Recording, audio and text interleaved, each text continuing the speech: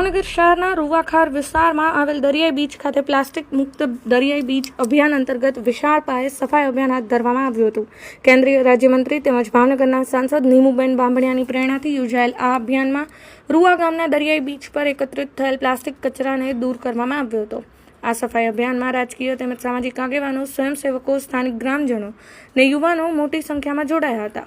સૌએ હાથમાં થેલીઓ લઈને દરિયાકાંઠે ફેલાયેલા પ્લાસ્ટિક, પોલિથીન અને અન્ય કચરો એકત્ર કરી પર્યાવરણ સ્વચ્છ રાખવાનો સંકલ્પ લીધો હતો। આ અભિયાન દ્વારા સ્વચ્છતા સાથે પર્યાવરણ પ્રત્યે જાગૃતિ ફેલાવવાનો મહત્વપૂર્ણ સંદેશ આપવામાં આવ્યો હતો। આદરણીય વડાપ્રધાન શ્રી નરેન્દ્રભાઈ મોદી સાહેબના દૂરદર્શી વિઝનને અને મજબૂત નેતૃત્વ હેઠળ આજે ભાવનગર બોટાદ જિલ્લાના ક્ષેત્રમાં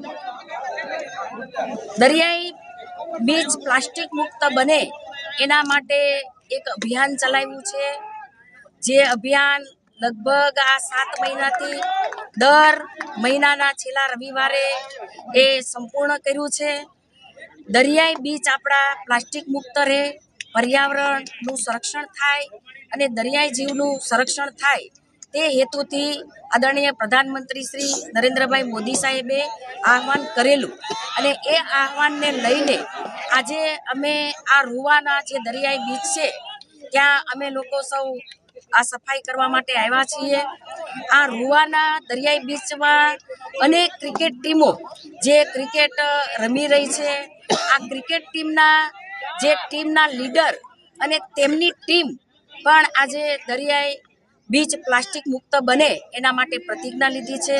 અમારી સાથે ભારતીય જનતા પાર્ટીના પદાધિકારી અને અમારા ભાવનગરના મેયરશ્રી ભરતભાઈ બારડ અને સમગ્ર ટીમ આજે આ રૂવા દરિયાઈ બીચ પ્લાસ્ટિક મુક્ત બને એ હેતુથી આજે અમે સફાઈ કરવા આવ્યા છીએ।